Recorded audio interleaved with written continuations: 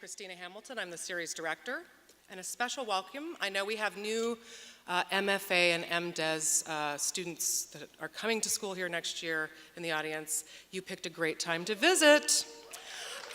Today, we are thrilled to be coming to you from the 53rd Ann Arbor Film Festival, presenting a true champion of film, Tacita Dean.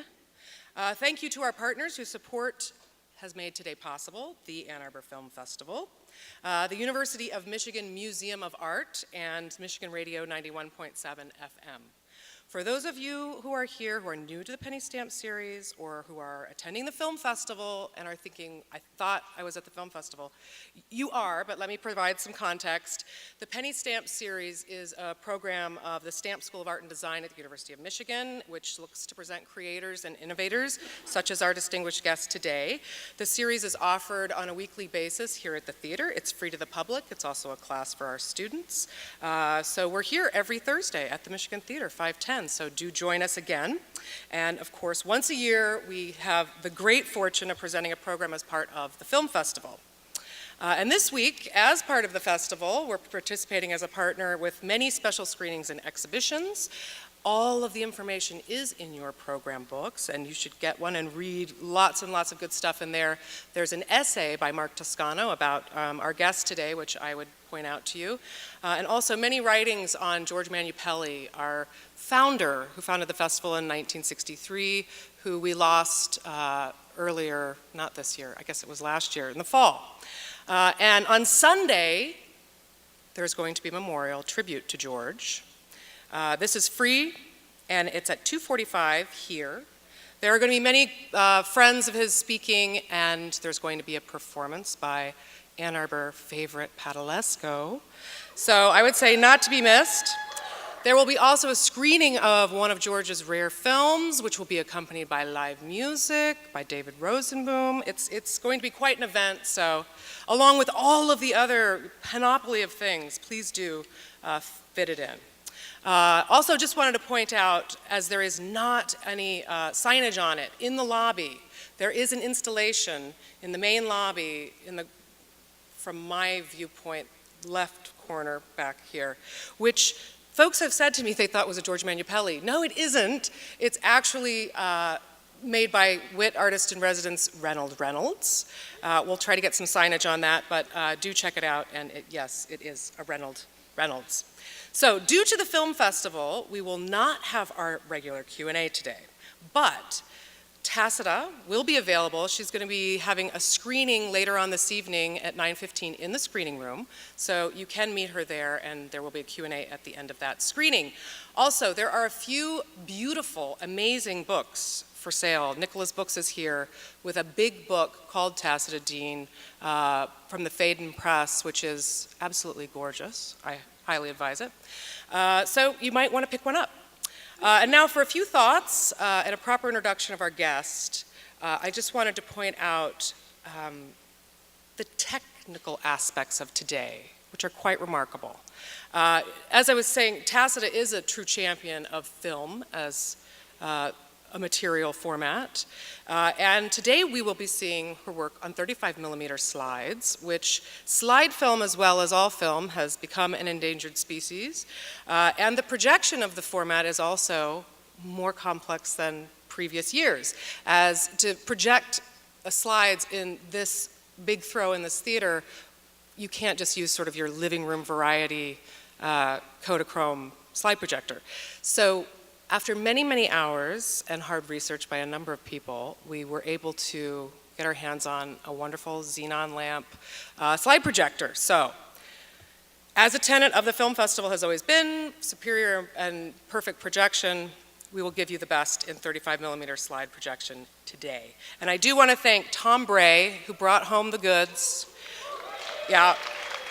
He was the man who found the equipment, and also to Walt Bishop and David Donnell and Darren Knox, who spent many hours trying to solve the problem. So, a little about Tacita. Tacita Dean is a British visual artist who works in a variety of mediums, though she is primarily known for her film work, or I shouldn't say primarily, best known for her film work. Her film portraits express something that neither painting nor photography can capture. They are purely film.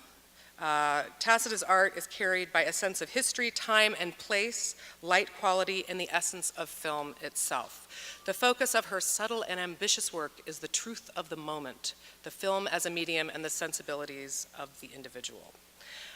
She has been widely shown around the world. Tate Britain in London, Schaulager in Basel, the Guggenheim Museum in New York, Nicola Trussardi Foundation in Milan, and MUMOK in Vienna. She was awarded the Hugo Boss Prize in 2006, the Kurt Schwitters Prize in 2009.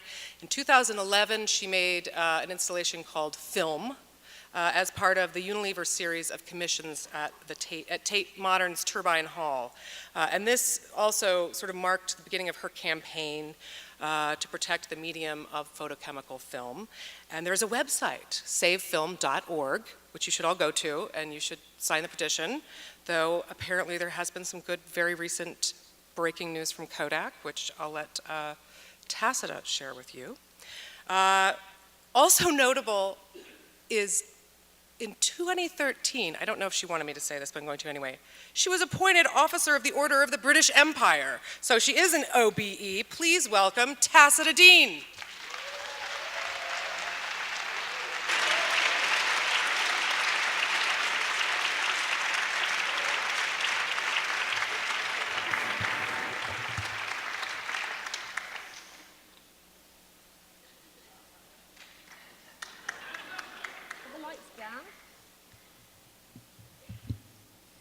I'm bedazzled, not only by the lights, but being an officer. Not. Anyway, sorry you mentioned that, but anyway, it doesn't matter. I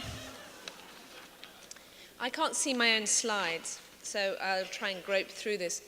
My title that I was asked for some months ago and then had completely forgotten, and then refound very recently for this talk, is Process and the Non-Deliberate Act.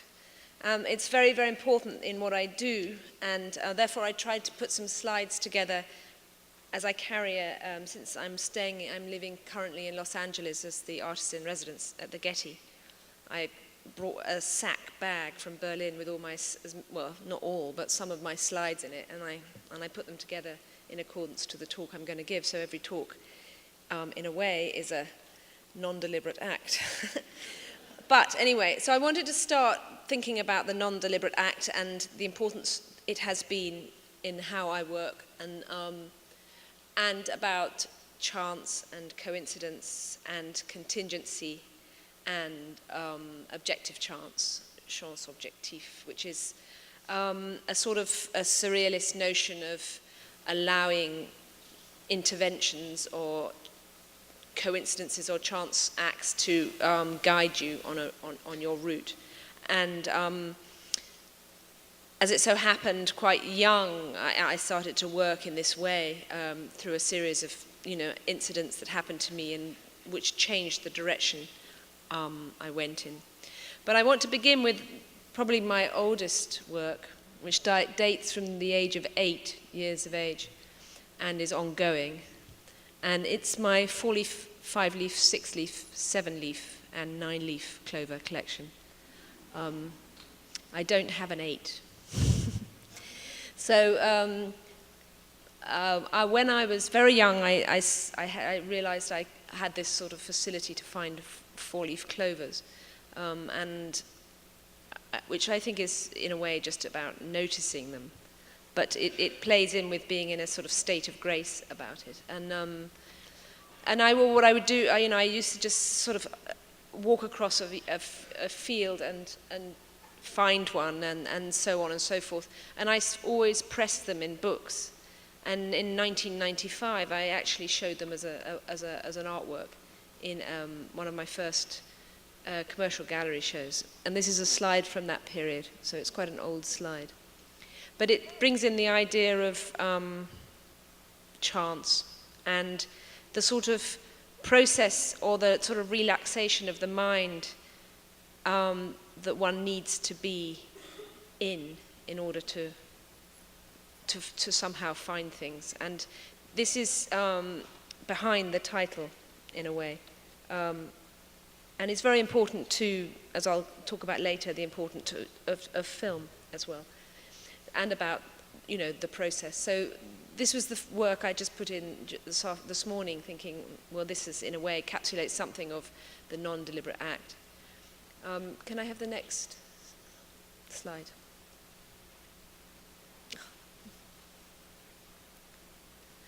I showed this film yesterday. It's called The Green Ray, and I wouldn't have put this slide in but for a conversation at lunch, and I thought of the relationship between this short film, which is 2.5 minutes long, which is the roll of a 16mm film, a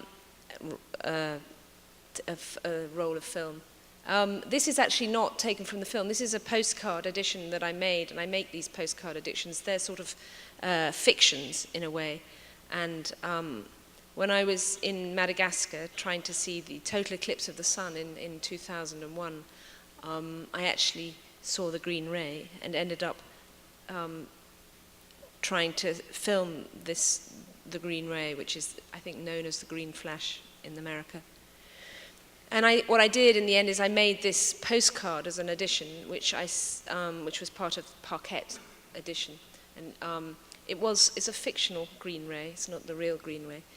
And I had to make 1,000 postcards, and like 100 of them were sent as part of the edition, but the other 900 were delivered back through a circuitous route to this tiny one-horse village in Morombi in Madagascar, which had one shop, and sold as normal tourist postcards, just to bring, art is what makes life more interesting than art, into play. But also about this film is, the green ray is there, but it is almost not there, and it's a very discrete green ray, and to the point that most people think it is not there, which I'm quite pleased about, because the film becomes more about the act of looking and the act of belief in what you're seeing, rather than about phenomena. Can I have the next slide, please?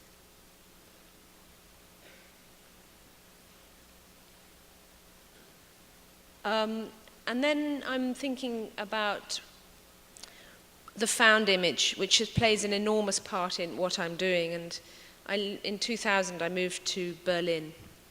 And last year, I made, 2013 maybe, I made this piece which is all about the flea market and about Berlin.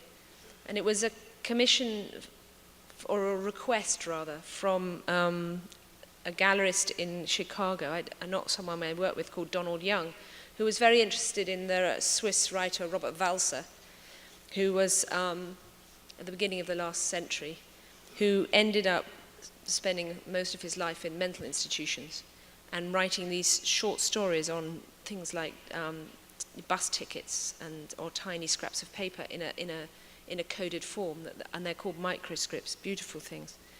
And he was very, very interested in Walser. And I started to read some of his early essays, and there was one particular called Berlin and the Artist. And the reason I put this in, because it relates back to this idea of the artist and the non-deliberate act, and about this thing that I've sort of adopted as a way of describing the sort of unconscious state one needs to welcome more in one's life. And it was translated it was this tiny text called Berlin and the Artist, which a title I took for the work I made. And he called it Faulpelzerei, which is in German meaning kind of lazy under pelts, which is translated as a sluggardizing. And it's basically the importance of the creative process when you're lying down, when you appear to do nothing. And so what happened with me is that I I agreed to make something in relation to Walser. And I was in the Berlin flea market, and suddenly I saw all these drawings, which is like the one on the left, of beautiful, just sort of just observational drawings from Berlin at about the same time. And the woman in the flea market, I mean, they were inappropriate for a flea market. They should have been sold or been somewhere else. And she said that they were by an artist called Martin Stecker.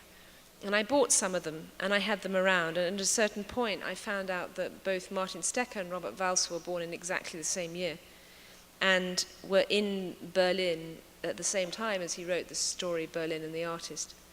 And so I started to just put these found drawings next to my found bits and pieces from my found postcard collection. Can you, the next one, please? And the drawing at the top is Martin Stecker. The other one is just a found image from the flea market. Can you have the next one, please? So the drawing on the left is the Martin Stecker. These are two, that's a postcard of the Berlin flea market, and another one is a found photo. So I just, I had these images and I sort of played with them. But it brings the whole idea of the importance of, the found, things you don't anticipate, you don't know that you're going to find, and what it does in the creative process. Can I have the next one, please? There's no drawing, no Stecker in this one, but it's just me placing the images.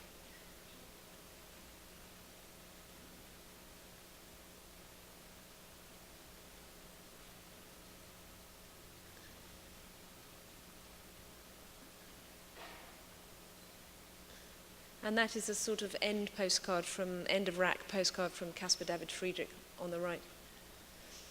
And next, please.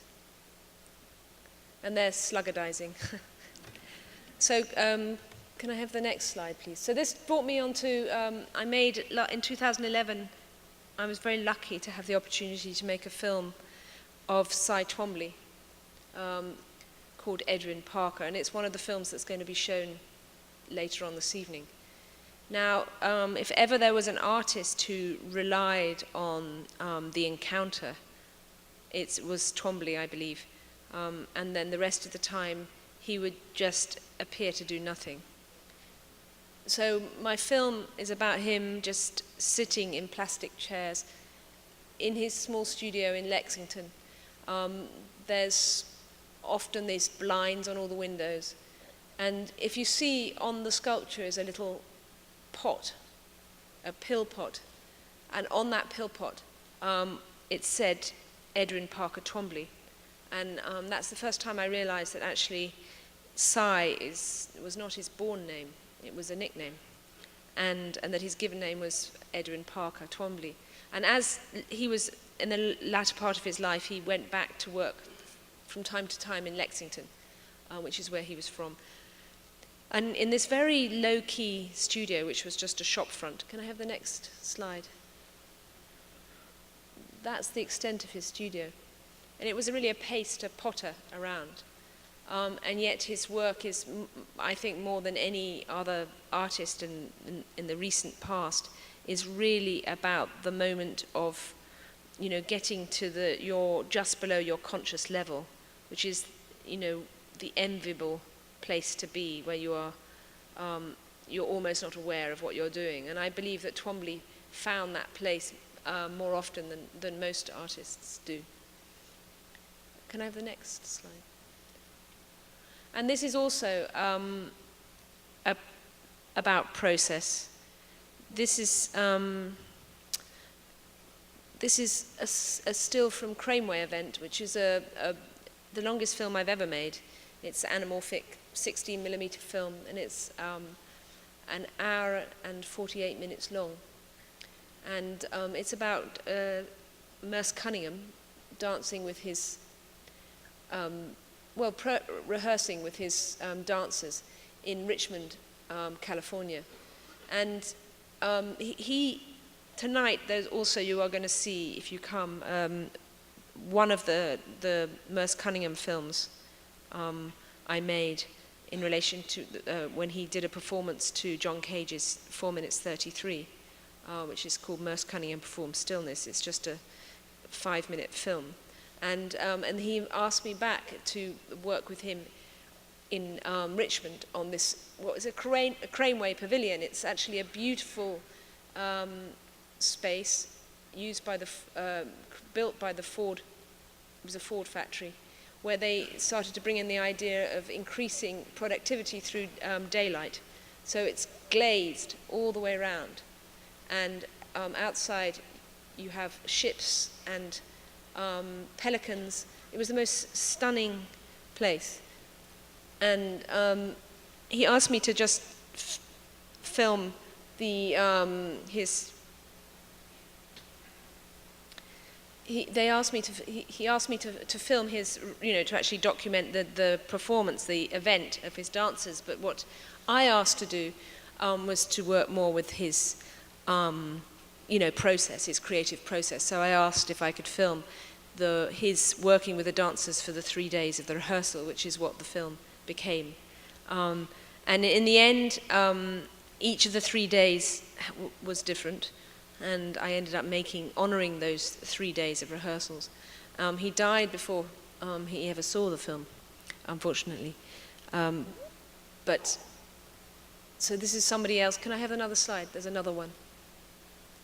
Who had such a strong process, and only through working on the film did I understand how pictorial Merce was, and how, he saw the events in a way in like a tableau, and tweaking composition left, right, in a way that was unimaginable to me prior to sort of spending that time with him. And it was very interesting to be in the position of observer, and that's why I think these, what have now been called portrait films, are more like depictions, and for me they relate more to painting and to document in a way rather than documentary. They're not documentary in any way. They're much more related to time and place and have no explanation. The explanation is just what you get from the time and the place. But of course they are happening in time and in film. Can I have the next? And this is a photographic work I made in the same time as 2011. Craneway event was 2009, and it was it's called The Line of Fate, and it was the writer Leo Steinberg, and I had the opportunity to spend 1 hour with him. He was 90, and he was writing his last book.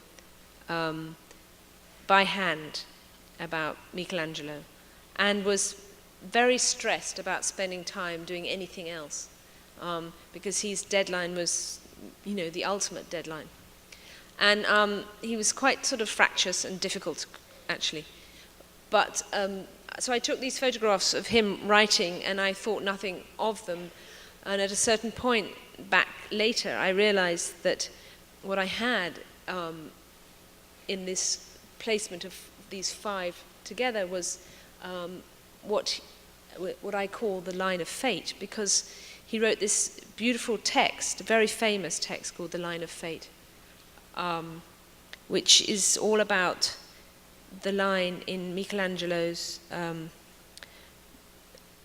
Sistine Chapel, with the line which he saw as the line going from the heavens through Christ's cut in his side all the way down to the devil, and cuts through what he saw as a self-portrait. I realize I've forgotten the name of the saint again, but there's a flayed skin of a saint, I can't remember it, and this turned out has been sort of, everyone now agrees that is a self-portrait of Michelangelo himself, who is sighting himself in the middle between heaven and earth. And Steinberg named this as the line of fate. So this is something that I only, was an unintended thing, but I only found this line later. Can I have the next slide, please? And because we're talking about the non-deliberate act, this is another little film, with the last film I talked about before, talking a bit more about film, the Turbine Hall project.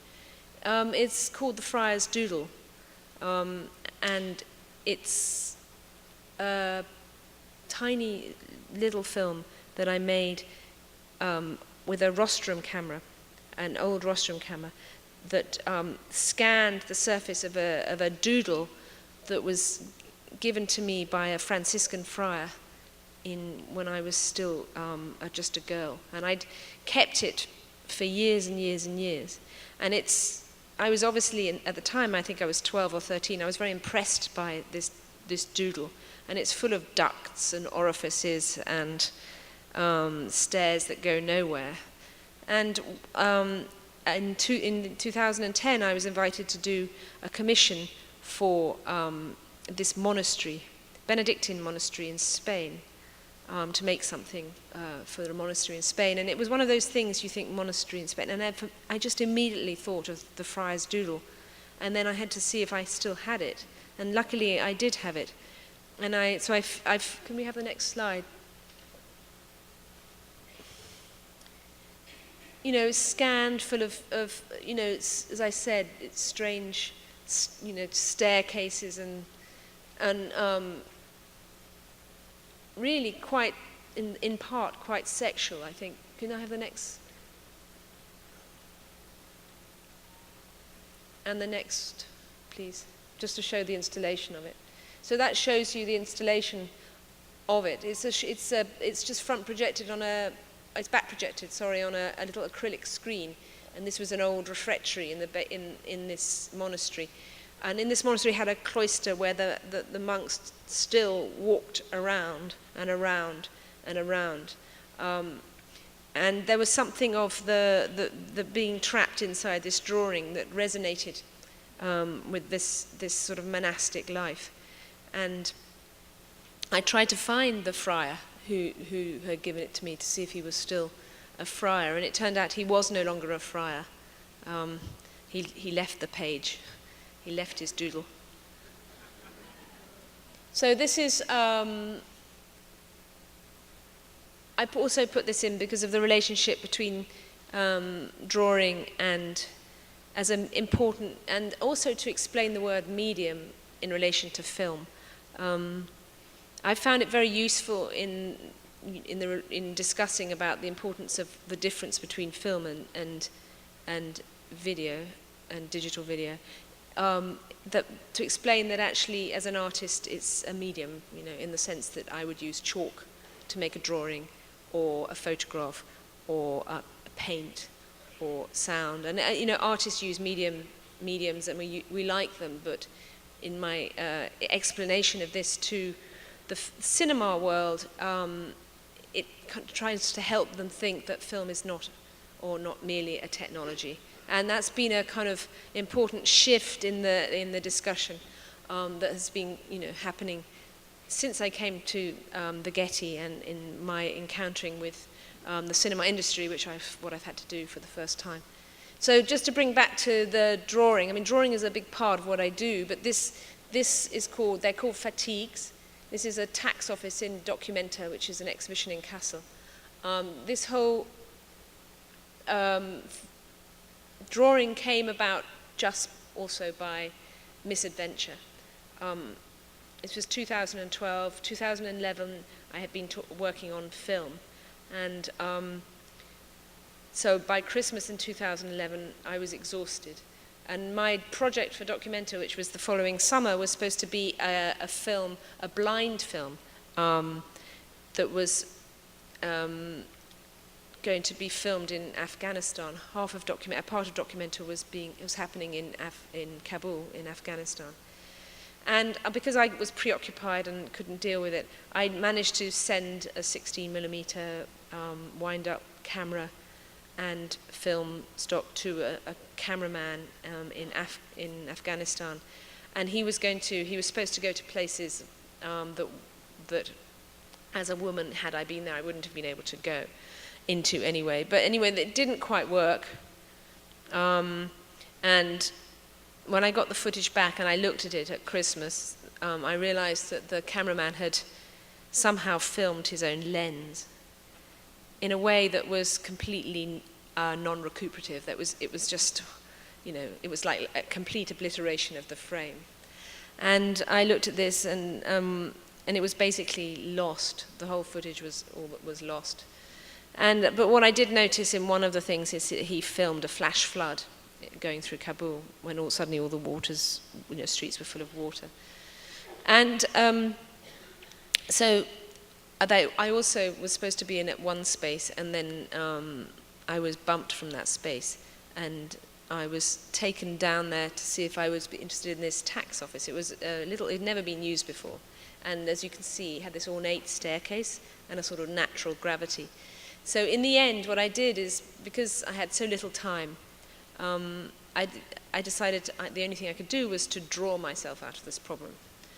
I hadn't done blackboard drawings since 10 years previously, and because I related them so much to the sea, and having moved to Berlin in 2000, I lost, I thought I couldn't work with flux, with anything else. But you'll see later when I talk about film, there was another reason why I felt the confidence to start doing them again. And so can I have the next slide, please? So I started to look at the Afghan in Kabul, the Kabul River, and the Hindu Kush, the mountain range, and the whole, using the natural gravity of the space, I drew this sequence, which is the melting of the Kabul River. There is a subtext to this, which was that in the panic of trying to find some content before I even engaged with this, I'd bought these album and photographs from about 1875 that turned out to be from the Second Afghan War. And in my research, I was led to this poem called The River of Kabul by Rudyard Kipling. And it's a horrible, jingoistic British Empire poem. But it was about this moment when the waters rose and these soldiers were all drowned, and their horses were all drowned trying to cross the Kabul River. And it was a trigger factor, at least in terms of depicting a sort of location. So it's in there, but no longer visible. Can I have the next?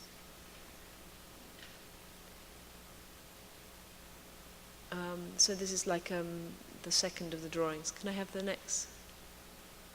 And as you can see, these drawings play, of course, with a sort of cinematic space.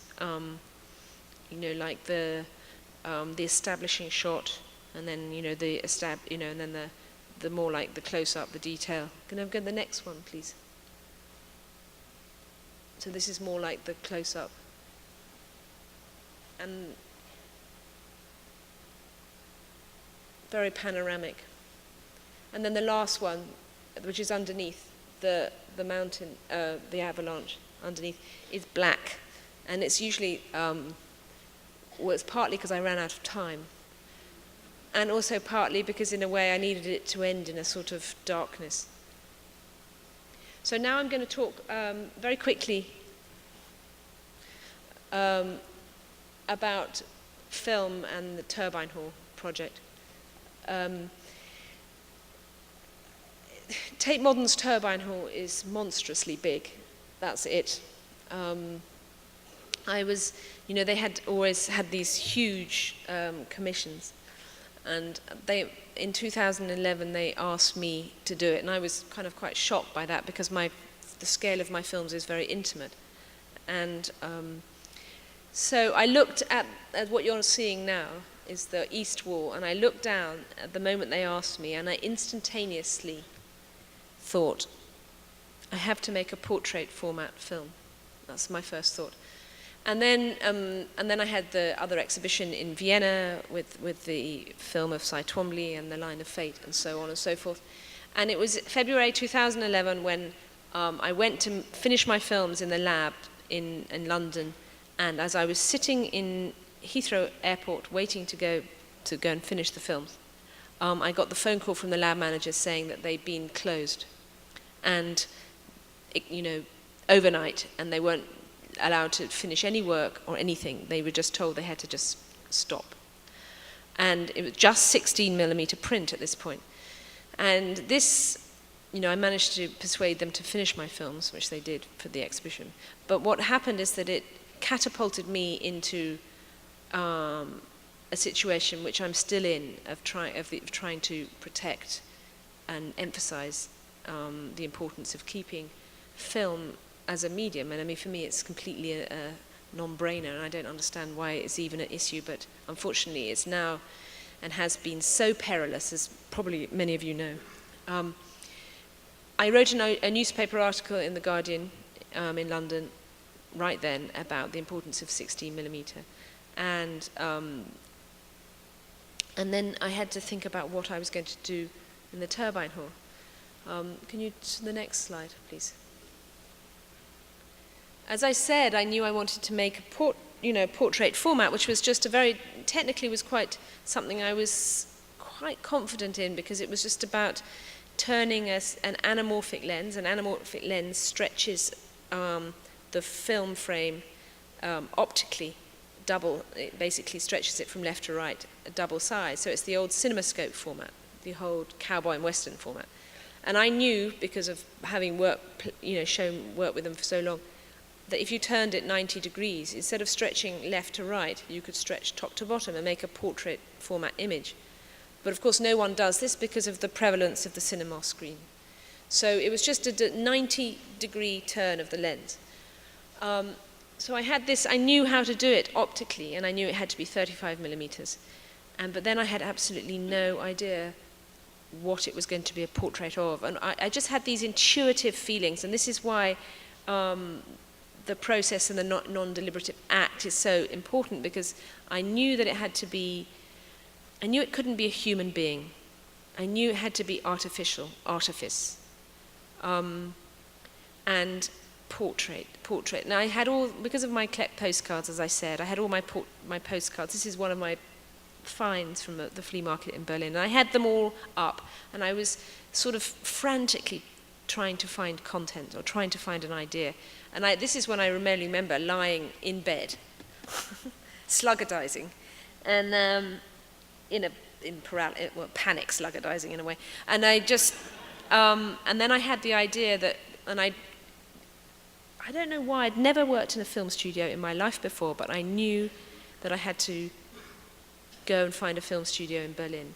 And I'd gone to this film studio, Havel Studios. It was I knew the place. I hadn't realized it was a film studio.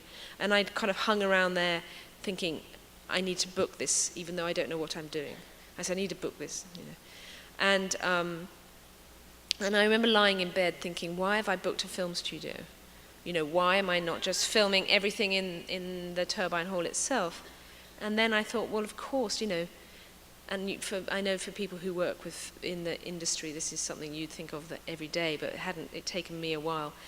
Of course, I can always bring the Turbine Hall, or the illusion of the Turbine Hall, into the film studio. And at that moment, that was when I was lying there, and I thought, I need to make backdrops of the Turbine Hall. And the photograph you just saw was the photograph that I managed to get taken that day, and the only time, literally the only day, almost, from the moment I was lying in bed, that the place was empty, because it's a very busy building. So I got a backdrop of it. So I thought I'm going to make backdrops of the Turbine Hall. And then I put up my portrait format postcards, and they were of staircases and trees and mountains. And can I have the next slide, please? I also had this image of the Paramount picture piece of film. And these are things that I had around, but only now, with retrospection, can I explain to you how important they were in the formulation of the idea. But at the time, I was really blind. I was finding around blind. And then I realized, can I have the next slide, please? And then I made this collage. I call it Mount Analog. It's actually the Matterhorn. and the seas of the Helgoland, and it's a collage of 2 postcards put together. Now, I'm going to read you this thing because it's at the same time, somebody sent me a text saying, have I ever read this book called Mount Analog by René Dumas? Now, it's an amazing book. He has a subtitle. It's called Mount Analog, and it's called A Novel of Symbolically Authentic Non-Euclidean Adventures in Mountain Climbing. And he wrote it in 1944, and he died of tuberculosis, having literally mid-sentence. This book stops, I can't even remember what chapter, halfway through the chapter, and there's no full stop. Here. He stops mid-sentence in chapter 5, while the characters are still on the approach slopes to Mount Analog. So anyway, I carried this book around with me. I really did carry it around with me, not quite knowing why. And it's all about this mountain called Mount Analog that you cannot see, but only those that believe in it will ever manage to go there. So I'm going to read this because it's so difficult. But Mount Analog exists for those who do not doubt the possibility of its existence. But for those others, it is an impossibility, a fantasy. It is higher than any mountain as yet known on this earth, its snowy peak reaching into the sphere of eternity, but its foothills, most necessarily, are accessible to humanity. Its scale and proportion means its circumference is of several thousand kilometers, but it is hidden from normal observation because of the refraction of light and the curvature of space. However, it needs must show itself at a certain point when the sun sits on the horizon at dawn. It's a bit like the green ray, of course, or at dusk, at particular coordinates and at a certain time of the year. Its probable position can be worked out through logic and pure mathematics. So this is actually a quote from the book. To find a way of reaching the island, one must assume the possibility and even the necessity of reaching it. The only admissible hypothesis is that the shell of curvature which surrounds the island is not absolutely impenetrable. That is, not always, not everywhere, and not for everyone. At a certain moment and in a certain place, certain persons, those who know how and wish to do so, can enter. The privileged moment we're seeking must be determined by a standard unit of time common to Mount Analog and to the rest of the world, therefore by a natural timepiece, very probably the course of the sun. So for me, of course, it became an analogy for film. Can I have the next? And I suddenly realized what I needed to make a portrait of was portrait of film itself. And, also it becomes a portrait of the eastern wall of the Turbine Hall. So I started to make, and this was very rapidly done now because I was running out of time, I started to do work with collage, and I put strips of sprocket holes on either side. It's all about proportion in relation to the anamorphic lens, how much it stretches, and I worked out exactly how many sprocket holes would be in relation to that proportion. And I carried a calculator around with me, and it was very different. I'm not used to dealing with pure mathematics, so it was a different experience for me. Can I have the next slide? Because as soon as I realized, what I was doing, I started to make these collages, and I was thinking of, for example, about the obviously portrait, but what moves through like a film in a gate, and of course it's like an escalator, it's like a waterfall, it's like a fountain. Can I have the next slide, please? And then of course the east wall of the Turbine Hall can open, things can be in it, the sun can be in it, a light bulb can be in it, trees, of course. Can I have the next? I can put lightning, I can fill the place, I can do what I like. The only thing I needed to do was to find out how to put sprocket holes onto the film. Can I have the next slide, please? Okay, so of course we're really running out of time now. And so I tried to work, I wanted to go back to the energy and invention of the beginning of cinema. And they used to do, they used to mask, which you probably will know from the sort of vignetting from, people, or the binoculars, somebody looking through binoculars, and then you see what they're looking at, and there's a sort of out of focus binocular shape. That is masking inside the aperture gate.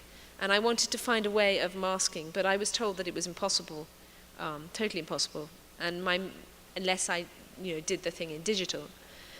And of course, the one thing, this had to be made inside the camera. It had to be pure film. It couldn't in any way go through any post-production. It had to be all about the internal disciplines of film. Everything that makes film, film. About the light, the template, the accident, the blindness, the beauty, everything that is film. And so very fortunately, I was working with a young architect who didn't know much about film, but was interested in a problem. And, first of all, this is the actual shape of an ARRI 435 aperture gate. The masking is my own. But just very, very quickly, as I know I don't have very long, some of you will know, some of you don't, but when a light goes through a lens and goes through an aperture, aperture means window, it is the light going through the aperture which makes the film frame. And there are 24 film frames in a second registered. And so if you find a way of masking inside the gate, you can sort of imprint light into the emulsion in several different ways by covering what you don't want to be exposed and opening what you do. And so very, very late on, and we were trying to, with using metal and trying to remake, it was very fiddly, and I was working with a company in Stuttgart who was a fine metal cutting company. And then this architect friend, Michael Böhling, he said, well, why don't we try 3D printing? It had just, people was just beginning to work with it. And he drew up all the masks, and he put it in, and I had no faith in it at all. It just looked like a piece of plastic. And it worked in the most miraculous way. And so suddenly, very quickly, and because we didn't have much time, a lot of the things in the tropes, in a way, the totem, everything that was very obvious from the collages got transcribed into masking.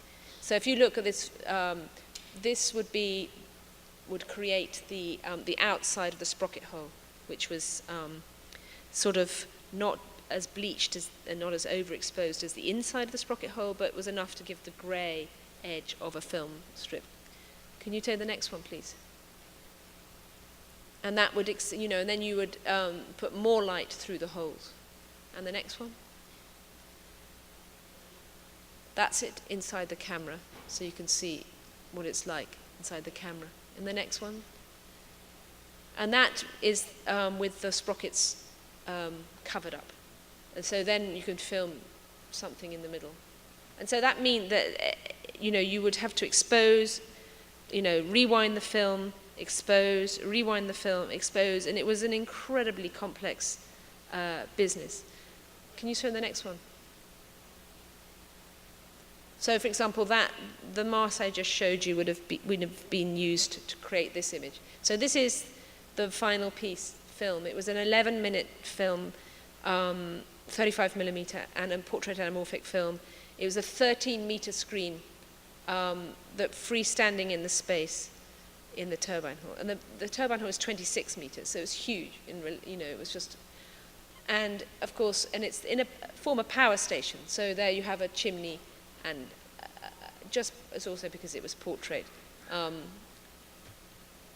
that, so that's you can see how it would work. But of course, as soon as you develop the masking, I could be more complex. So can you have the next slide, please? There it is using a waterfall, but also using the dots, using dots as a mask. So in the end, it became quite a free language about what we could do and what we couldn't. Can I have the next one, please? So this is 3 more masks to give you the idea of how you could make a triangle. Can I have the next? So that would, you'd expose the bottom, you'd expose the triangle, and you'd expose the top. Go to the next one, please. And therefore, I could actually shift even aspects of it, because of course now I'm dealing in a film studio, I'm dealing with illusion, I'm dealing with artifice, and the back of the turbine hall is now a set, and I can even use bits of it inside. I could just do what I wanted suddenly. Suddenly I had an ability to do what I wanted. So it became very experimental, and it was all filmed inside the camera, as I said. So I didn't know half the time what I was going to get and what I wasn't going to get. And I should say that the film was silent, which was very important for the turbine hall, because the turbine hall is a very busy place that in a way generates its own soundtrack. So the next one, please. And then we just used normal color filters just for the color. And the next. So just to give you an idea of how it was with the color. And the next, please. I can go through these quite quickly. So this camera, this one went through the camera 10 times. So each part of the hall was, tinted in a different way.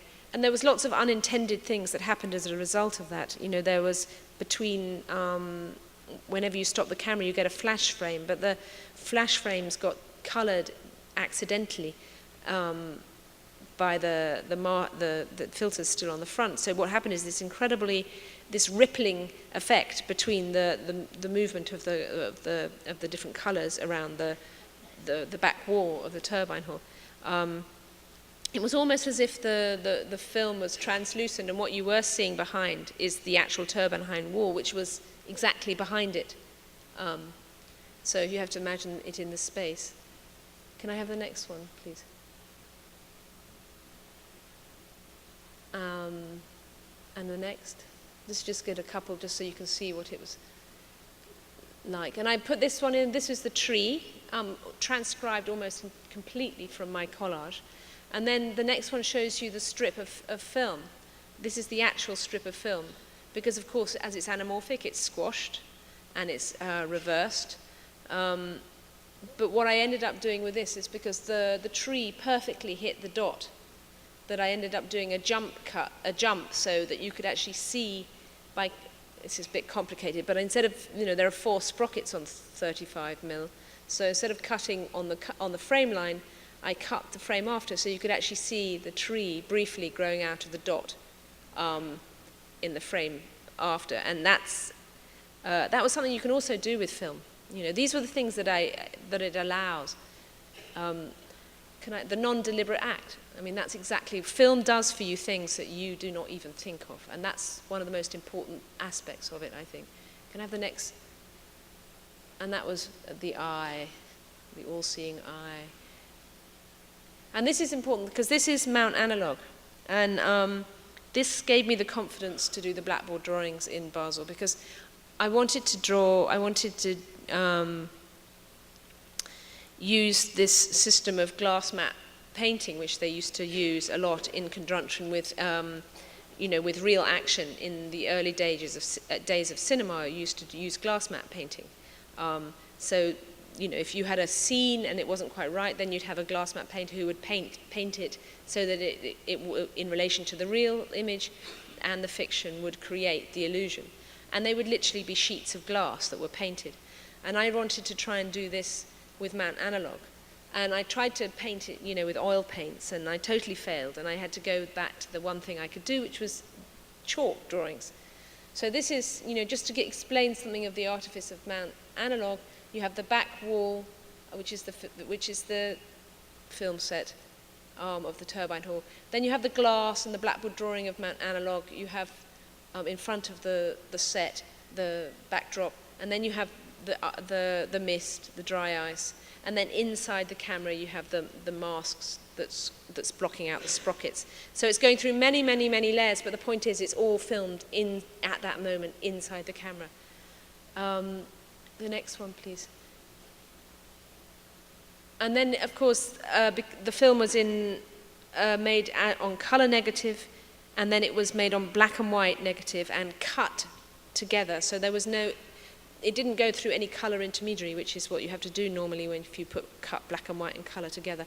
And then it allowed me also to hand tint sections, which were projected as hand tinted sections, which also didn't go through any. So we hand tinted aspects of it, which was amazing at that scale to see something that was literally hand tinted.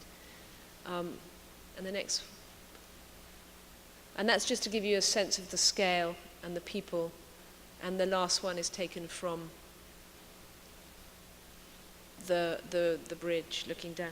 And maybe it's not, I can't remember.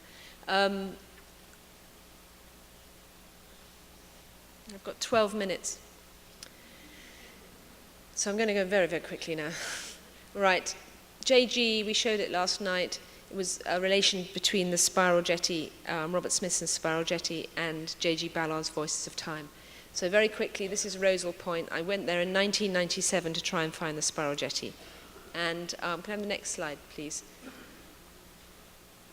And this is taken then in 97, and I think that's the oil drilling jetty. I don't think I found the spiral jetty. And I ended up making a sound piece about trying to find the spiral jetty. And which, you know, through some circuitous route, ended up with J.G. Ballard, and I began a correspondence with him. Can you use the next? This is his 1960 book of short stories called The Voices of Time. And it's about the voice of time. The actual short story is about basically sort of human, you know, scientists in a laboratory fighting, you know, losing human time to sleep. And eventually when they lose so much, they get to a point where they get a sort of sleeping sickness or disorder, and their time is counted down. And the character in this goes out into the to a salt riverbed, a salt lake bed, and builds a mandala.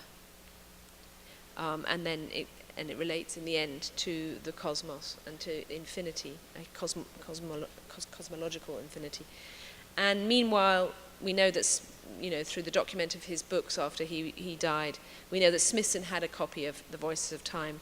And there's an incredible relationship between Smithson's Voices of Time and Smithson's Spiral Jetty and Ballard's Voices of Time.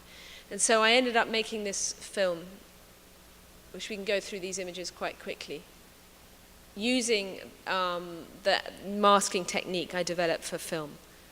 This is a mask clearly of Smithson's Spiral Jetty. It's actually in the Great Salt Lake, but what you're seeing is a mask, and the real Spiral Jetty is underneath the surface of the water. The next, please. This is all filmed in Wendover in Utah in a very beautiful toxic landscape, very Ballardian. And there's a countdown of time. It's which is 5 clocks in the film, which is JG, 35mm portrait format, no, landscape format, anamorphic, and a countdown of time, and time gets less and less. So we go through the next slides quite quickly because I've got 9 minutes left. This is big, and the rhomboid, the swimming pool is related to Ballard. You know, he lived in China, and when the Japanese invaded, he was put in a Japanese concentration camp, and as a child, internment camp. And in the gap between his parents, you know, he lost his parents briefly, and he just lived in these drained swimming pools, trying to drink the water from the bottom of drained swimming pools as a boy. This is the ectochrome mask, which is related to still photography, relates to slides. You know, what this has enabled me to do, and these elements, you can't see this now because it's still, but these are moving. The armadillo, the lizard, the water in the Wendover, in the potash plant. And so they're all moving, and it's, can you have the next one, please? Just keep going, and I'll just, this is the same sunset and the same horizon, but of course fragmented through time. And the next. And these are crystals from Great Salt Lake, not Great Salt Lake, from Death Valley, actually. And so it was playing with the microcosm and the macrocosm, cosmological time, as I said, and creatural time. And then, there's even the importance of the digger, which relates to Smithson. It's quite a layered work. And, of course, in the end, it also relates very much to film. Can I have the next slide, please? And the next one. This is Tufa's, that, they have an incredible sort of geological relationship to time. And the next, please. This is a whirlpool. I could talk more about this, but I'm running out of time. Whirlpool. So Smithson is very much about the whirlpool spiraling down into the earth, and Ballard is very much about going up into the nebulae. And can I have the next? And the next. We'll just keep going. 7 minutes. And then these are planets. And the next. So this is Smithson's moviola. This image even appears in his own film Spiral Jetty, which is also very important parallel work to the actual Spiral Jetty. For him, the relationship between film was also, which is the whole point of its physicality, related to a sort of prehistoric. He talked about them in terms of sort of like the entrails of creatures and the spiral, of course, because there's the spiral in of course the work, but then there's the spiral in the film spiral, and the tape spiral, and also the spiral of the cigarette, the typewriter ribbon. And there's loads of, it's very much about the spirals breaking up and saying goodbye. And I think in a way it has a sort of melancholy to it in a way also, because it is about possibly losing film. And you to the next one. So that's his, and this is my cutting room in Berlin, but which has since been knocked down, sadly. And then very quickly, this is this is the Voices of Time. And it's called The Bookend of Time. It is actually a copy of of Ballard's short stories that were left to, salinate and crystallize in the potash mine in Wendover. And if you go to the next slide, you can see the crystals forming on the pages. And the next. And this is actually called the tail end of film.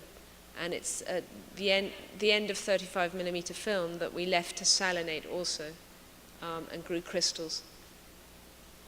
All right, very quickly, although I think don't have time. This is my most recent film, and it's called Event for a Stage.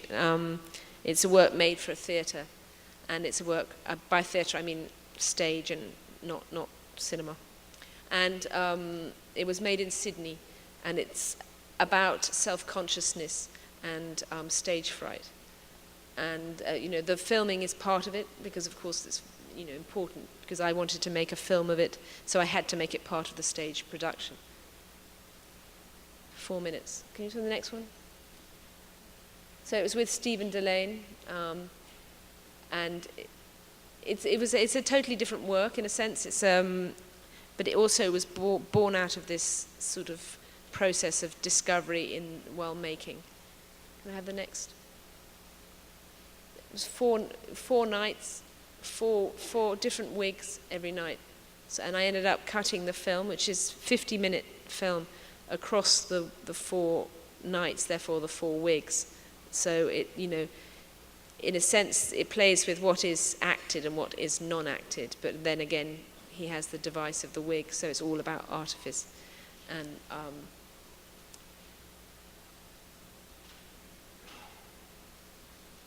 the next one. I think that's the last slide. I've got 3 minutes left. So very quickly, 3 minutes. The importance of film as a medium. And in March the 8th, I was in conversation with Christopher Nolan and Kerry Brower, who's the new director of the new Academy Museum that's building in 2018. And it was a very, very important moment, because at the end of our conversation, the new CEO of Kodak came on stage and said, we are committed to film. He said, we're all in for film. And I couldn't say that a few months ago. So this is a big change around, and it's really, really great news for because a lot of the anxiety around film is people saying, well, it's not going to last. So as long as Kodak have made this decision and have committed to it as far as they can, then we have to do everything by making it, by showing it. Art schools are extremely important, very important to keep hold of their photochemical darkrooms. So please, penny stamped, do not close your darkroom.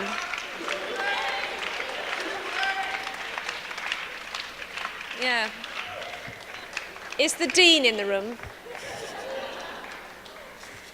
Please do not, students and future students, do everything you can to prevent that darkroom being closed, because you are returning to it. And I know you are, because I see a lot of young artists and you miss the materialism of film, you miss the stuff.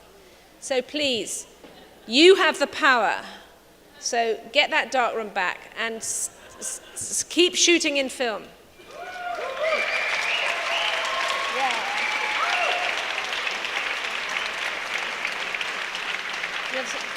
Lights.